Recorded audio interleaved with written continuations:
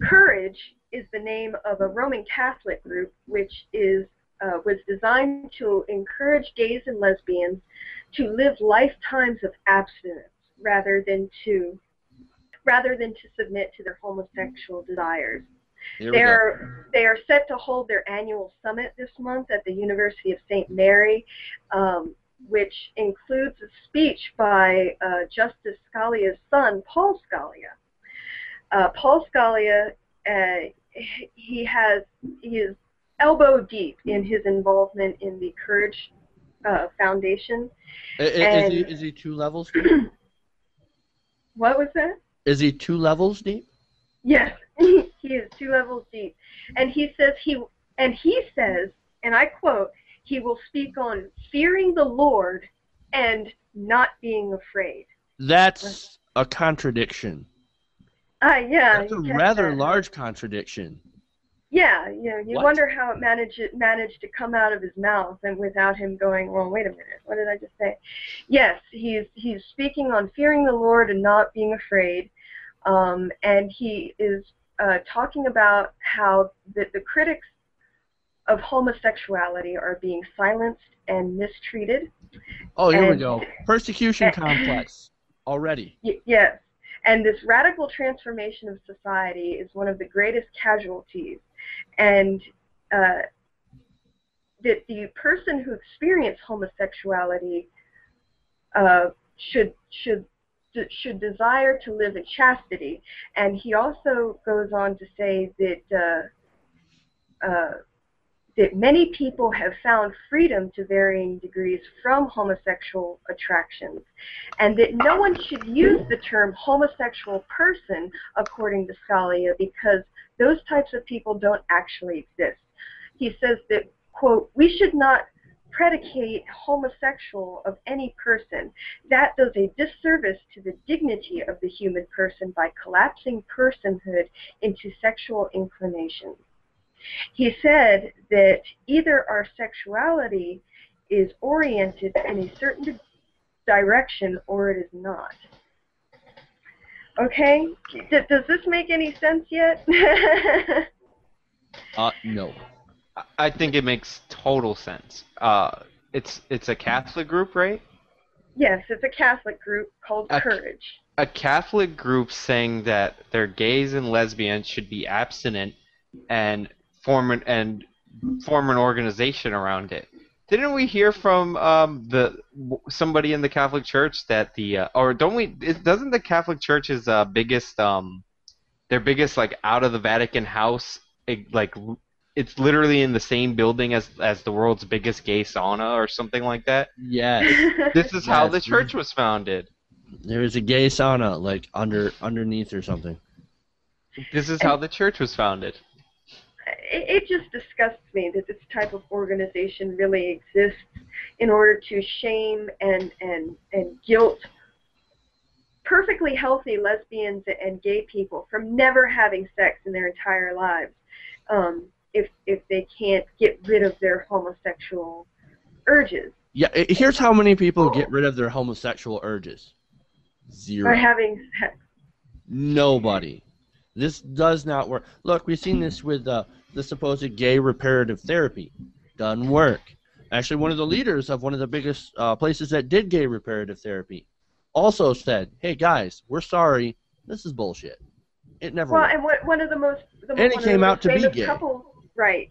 Yeah, and then one of the most famous couples running one of these gay conversion therapy centers is Michelle and Marcus Bachman. Marcus Bachman. He's a little. I mean, come on. Yeah, but no. In all seriousness, these types of organizations are really very dehumanizing, and they're cruel in their practices, and they shame people and make people feel like lesser human beings for being who they are, and it's heartbreaking to me, and it shows. I mean, it shows what kind of environment Paul Scalia was raised in, and to believe this sort of thing that obviously is shared by his father. Once again, this whole religion thing is all about shaming people that are different. No, you have to be this way. You have to live my way, or else you're the bad one. I'm going And to press my homosexuality. life upon you. I'm going to press my life upon you, and if you don't live it my way, you are shamed. You cannot be yourself. You cannot ever have sex. You can't do this. You can't do that because I tell you not to, because it doesn't jive with my beliefs. That's the biggest crock of bullshit ever. And I can't believe Right. people get sold on this. I feel so bad. I feel so bad for these people who are gay that actually go and be parts of these groups. Because the thing that bothers me the most is when you don't accept who you are. When you're not true to yourself. When you don't accept yourself for you. That gets to me. You have to be real with yourself. And people who are so obsessed, you know, people like Scalia, Paul Scalia, or Justice Scalia. Either All when they you do talk is about, think about gay sex. yeah, and if you're that obsessed with what other people are doing in their own private lives that has absolutely nothing to do with you, it just screams at me that it must have something to do with suppressed urges of their own. Yeah, because they're otherwise, talking about gay desires over here, right? They're talking about, oh, these gay people have these so unnatural desires, right? No, I think it's your ass that has the desires, because you're sitting there constantly thinking about, oh, these gay people are having sex. My God, it's so wrong, it's so dirty. God, it's hot.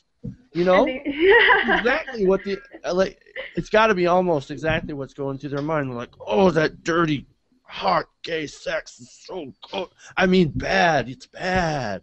You're bad. And these poor people, they've been demonized their whole lives to think that homosexuality is evil and wrong, and that they're horrible and evil and wrong people, and they come to these organizations thinking this might be the only way I ever get my friends, my family, my parents to accept me back into their circle. God, and that's the other really sad part, is what kind of family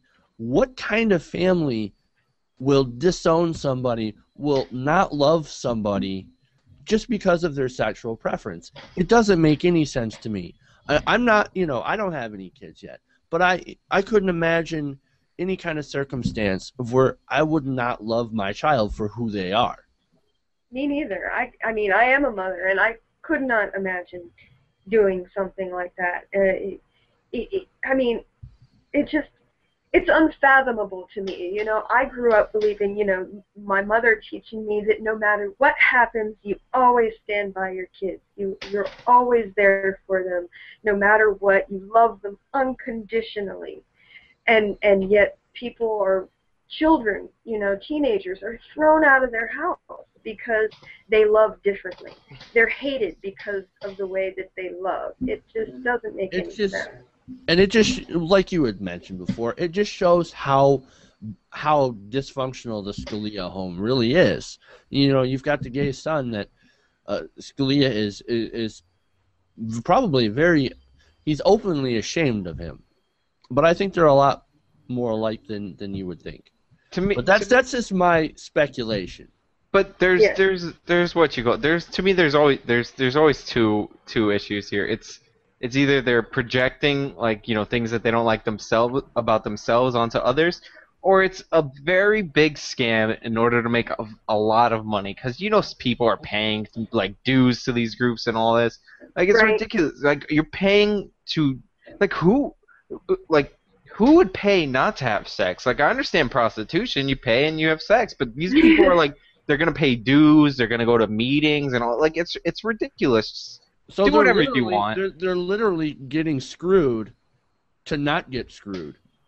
Exactly, and it's called courage, which I find funny, because courage is denying things about yourself that you don't like, instead of facing things that facing things that you have to deal with. It's ridiculous. I find there's definitely irony in the name. Yeah, I find nothing courageous about this whole thing. You're denying who you are, and like I said, I got into this before. Don't deny who you are. All right, you are who you are. Love who you are. Yeah, if you're gay, that's okay. You're not hurting anyone. if you're religious, and if you're religious and you're gay, that does not have a mutual exclusive. I'm sorry, I don't give a shit what Leviticus says. Right now I'm wearing probably 2 different mixed fibers, and I've eaten shrimp. I haven't been struck down with lightning yet. Okay. Right, So and I sure, have tattoos and mixed fabric. I'm sure as hell. I've shaved my beard. I've shaved my beard. I haven't been struck down by lightning yet. So, and that's right next to the same passages that denounce homosexuality.